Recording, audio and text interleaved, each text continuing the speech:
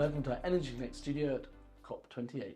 I'm delighted to have joining me today Omar Boulos, who leads the Middle East market unit at Accenture. Omar, thank you so much for joining me. Thank you for having me.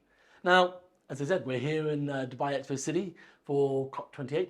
How's COP going for you? Any announcements?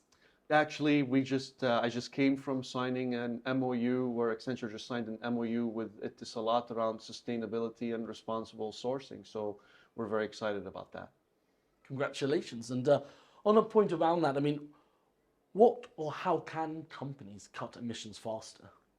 You know, I think, this is COP28, so emissions has always been part of what our organization's looking at in terms of how they can contribute. And, as you take a step back and think about what needs to happen, we just actually released a report. It's COP28, so of course, understanding where we are, what progress made, and what actions can be taken is very important. We just released a report that said 63% of the largest organizations on the planet still don't have true net zero goals. And of the ones that do have net zero goals, 18% are on target to achieve those goals. So it is absolutely imperative to do more. And what can companies do more? I'd like to call it the, brilliant basics. One, make sure that we have targets. Two, make sure that we absolutely execute on those brilliant basics. And then three, let's start looking at some of those more complex levers that we have in order to do that. Absolutely. And, and COP28, what role can it play to sort of move the dial from commitment to action? Because I think you said a lot of people, you have targets, but what are people actually specifically doing? No, absolutely. But if you look around you, just look around here. What you have at COP28 is essentially the end-to-end, what I would call supply chain. So whether it's the regulators, the organizations, the ecosystem partners, it's the suppliers, it's the demand side of the house, it's the supply side of the house. So what COP can do, what COP is doing is bringing all aspects of the spectrum together to have those conversations. Absolutely. And, we talked about some actions, but sort of looking down the line, what can companies do today? And again, how is Accenture helping companies, make actions today? Yeah, I think today organizations need to think about two things. Reinvent their decarbonization strategy, have one and then reinvent it. That's absolutely one.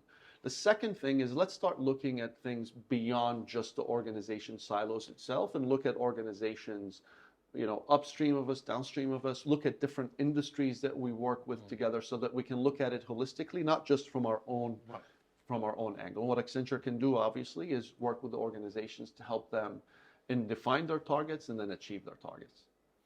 That's really good to hear, Omar. And, we hear a lot about collaboration, and obviously, as you said, COP brings everyone together, but that is going to be key for companies and organizations and countries to meet targets.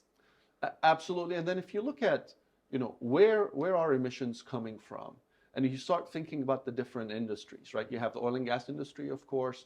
You also have heavy industries. You also have light industries. And this is not a problem for just one of the industries. They've got to all work together because, if I'm one of the light industries and I'm dependent on some of the heavy industries, then of course, I cannot just wait for them to do their piece. I have to work jointly with them to do that. So working together cross industry is going to be essential.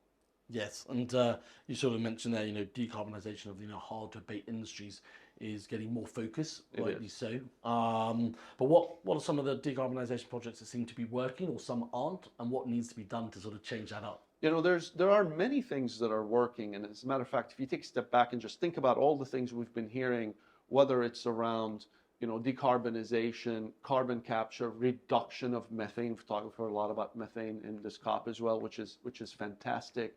So there are many technologies today, which is why I go back to the brilliant basics that are already working. And I think putting more of those in, making sure that we're really looking at renewable energy, making sure that we're leveraging the things that are working is going to be key.